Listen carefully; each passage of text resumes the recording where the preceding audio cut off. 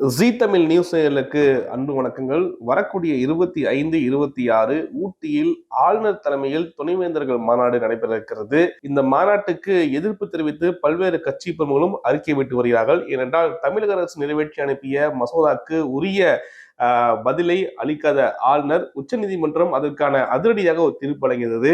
மேலும் இந்த தீர்ப்பை பொறுத்தவரைக்கும் வேந்தர்களை நியமிக்கும் பொறுப்பு தமிழக அரசிடமே இருக்கும் என திட்டவட்டமாக தெரிவித்தது. ஆளுநர் குறிப்பாக வேந்தர்களுக்கான தலைவராக இருப்பாரா ஒரு கேள்வி எழுப்பும் வகையில் தான் இருந்தது.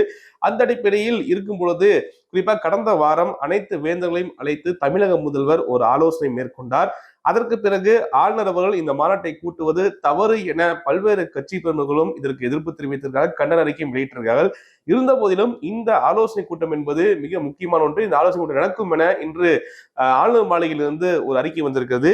இந்த அறிக்கையை பொறுத்தவரைக்கும் மிக முக்கியமாக தெரிவிப்பது என்னவென்றால், வரக்கூடிய இந்த 25ஆம் தேதி மற்றும் துணை குடியரசுத் தலைவர் ஜெகதீப் தன்கர் பங்கேற்பிருக்கிறதாகவும், இந்த ஆலோசனை கூட்டத்தில் பங்கேற்கும் வேந்தர்களுக்கு குறிப்பாக ஆலோசனை வழங்கும் வகையில் இந்திய அரசின் முதன்மை அறிவியல் ஆலோசகர் பேராசிரியர் அஜய் குமார் சூட் அவர்கள் அறிவியல் மற்றும் தொழில்நுட்பத்தின் எல்லைகள் என்ற தலைப்பில் சிறப்புரை ஆற்ற உள்ளதாகவும் தெரிவித்திருக்கிறார்கள். மேலும் இந்த கூட்டத்தை பொறுத்தவரைக்கும் குறிப்பாக பல்வேறு நிகழ்வு நடைபெற இருப்பதாகவும், அந்த நிகழ்வை பொறுத்தவரைக்கும் தேசிய கல்வி கட்டமைப்பை நடைமுறைப்படுத்துதல், பல்கலைக்கழகங்களுக்கு இடையான கல்விசார் ஒத்துழைப்பும், கற்றலின் சிறப்புகளை மேம்படுத்த செயற்கை நுண்ணறிவின் பயன்பாடு, கல்வி நிறுவனங்களின் நிதி மேலாண்மை, ஆராய்ச்சி சிறப்பம்சங்கள், திறன் மேம்பாடு, தொழில் முனைவோர் திறன் வளர்ச்சி, மாற்றுத்திறனாளிகளுக்கான மறுவாழ்வு மற்றும் தொழில் குறித்தான விரிவான விவாதங்கள் மற்றும் கலந்தாய்வு அமர்வுகள் இம்மாநாட்டில் நடத்தப்பட உள்ளது என தெரிவித்திருப்பது மிக முக்கிய ஒன்றாக பார்க்கப்படுகிறது. ஏனென்றால் ஏற்கனவே